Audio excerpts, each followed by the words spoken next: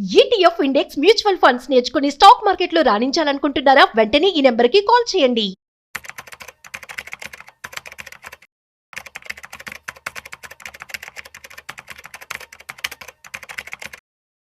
రీసెంట్గా నేను ఒక న్యూస్ పేపర్ చదివాను. అందులో ఏంటంటే యూటీఐలో unit trust of India market షేర్లో ఒక అతను ఎవరో 90s ₹500 ఇన్వెస్ట్మెంట్ చేశారట. సో ఆ డబ్బులు ఇప్పుడు 2025లో ₹1,50,000 అయ్యాయట. సో అసలు ఇది ఎలా పాసిబుల్ అవుతుంది? అసలు నిజంగా సాధ్యమేనా? అసలు లాంగ్ టర్మ్ ఇన్వెస్ట్మెంట్ యొక్క ఇంపార్టెన్స్ ఏంటి? ఇవాళ మనతో చెప్పడానికి ఫినాన్షియల్ ఎక్స్పర్ట్ సుందరాం రెడ్డి గారు ఉన్నారు. సో వారి మాటల్లో మరింత సమాచారం అడిగి తెలుసుకుందాం.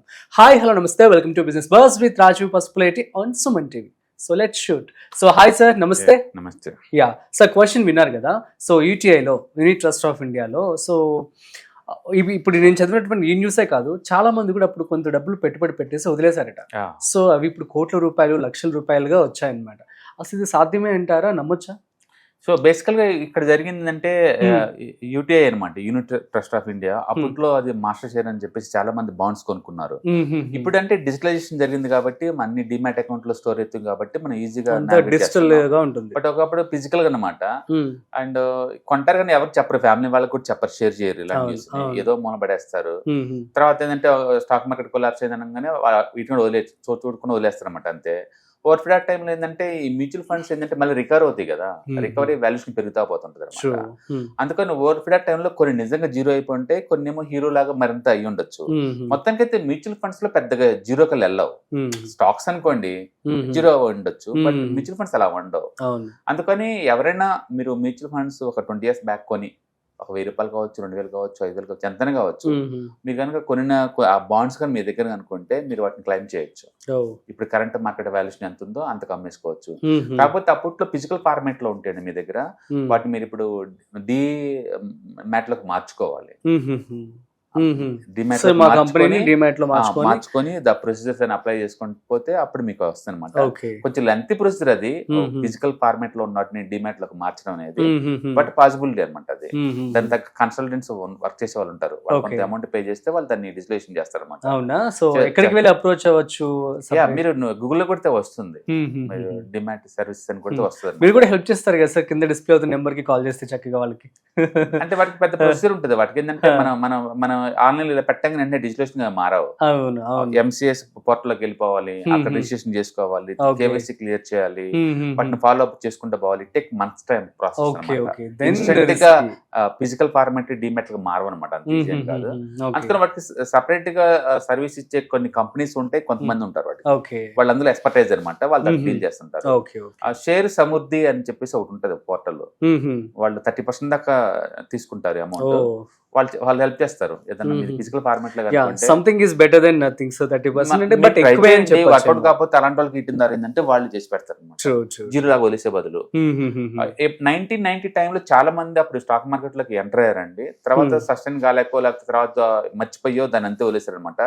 అప్పట్లో అవి చిత్తు కాగితాల లాగా వదిలేసిన వాటిలో కొన్నిటి వాల్యూషన్ ఇప్పుడు లక్షల్లో కోట్లలో ఉన్నాయి.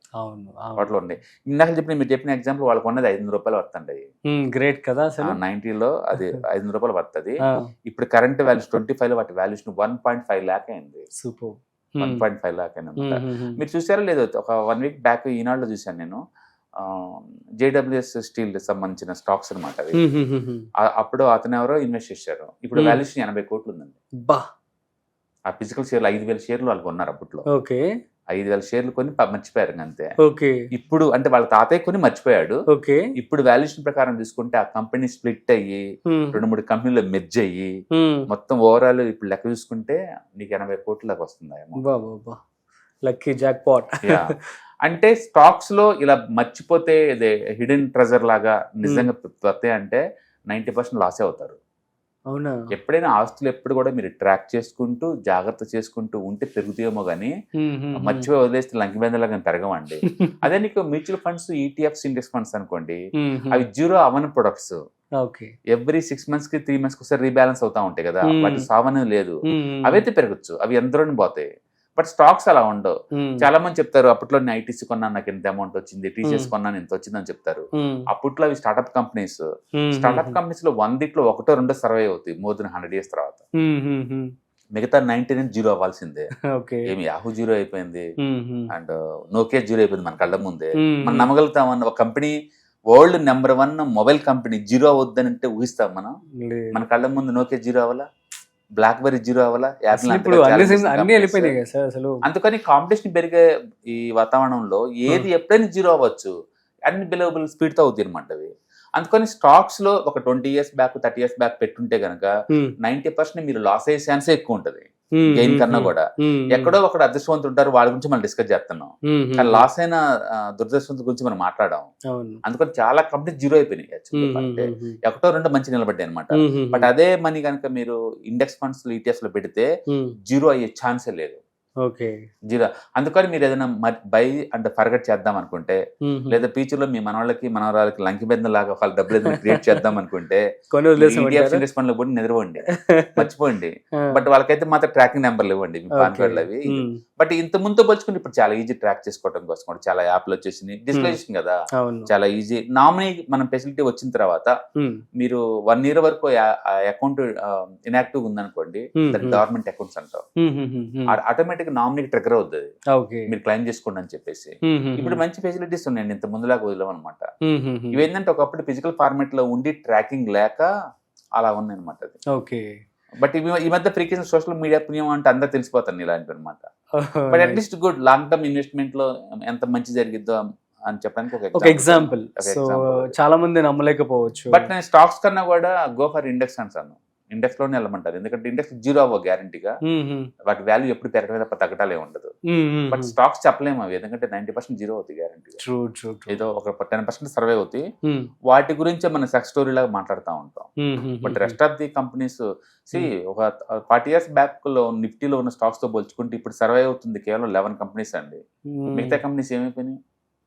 29 కంపెనీస్ నిఫ్టీలో పోయి. But Nifty all time high దగ్గరలో ఉంది మళ్ళీ. అందులో స్టాక్స్ మారుతున్నా సరే నిఫ్టీ అయితే ఉంది కదా. అందుకని మీరు కొనేది నిఫ్టీని కొన్నారనుకోండి, మీరు ఎప్పుడు ఎవ్రీ 2-3 years ఒకసారి ఆల్ టైమ్ వెళ్ళిపోతా ఉంటారు, స్టాక్స్ కిందకి వెళ్ళిపోతా ఉంటాయి. కొన్నైతే ఆర్కమ్ నిఫ్టీలో స్టాక్ అది జీరో అయిపోలా. And Unitech India's number 1 real estate ఆ టైంలో జీరో అయిపోలా. అందుకని నిఫ్టీలో ఉన్న స్టాక్స్ జీరో అయ్యే ఛాన్స్ ఉన్నాయి, బట్ నిఫ్టీ అవ్వదు. అందుకని మీరు ఎవరైనా కొన్నామనుకుంటే ఇండెక్స్ ఫండ్స్ ఈటీఎఫ్స్ కొనుక్కోండి, ఏదో బై అండ్ ఫర్గెట్ చేద్దాం అనుకున్న వాళ్ళు. బట్ స్టాక్స్ అలా కాదు, ఖచ్చితంగా మీరు ట్రాక్ చేసుకోవడం నేర్చుకోవాలి. ఓకే, సరే సార్.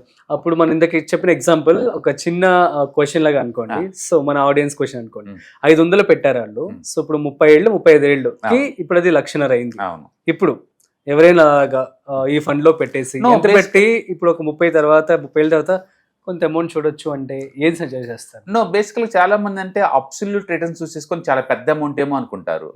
ఫర్ ఎగ్జాంపుల్ ఇప్పుడు 1,00,000 పెట్టి ఎకరం కొన్నారనుకోండి, ఒక హౌస్ కొన్నారనుకో 1,00,000 పెట్టేసి, అది ఒక 30 years తర్వాత 1,00,00,000 రూపాయలు అయిందనుకోండి, చూసేవాళ్ళు 1,00,000 పెడితే నాకు 1,00,00,000 అయింది 100x వచ్చిందని మురిసిపోతారు, కానీ దాన్ని సిఏజీఆర్ లో మరిస్తే 10% కూడా ఉండదు ప్రయాణం.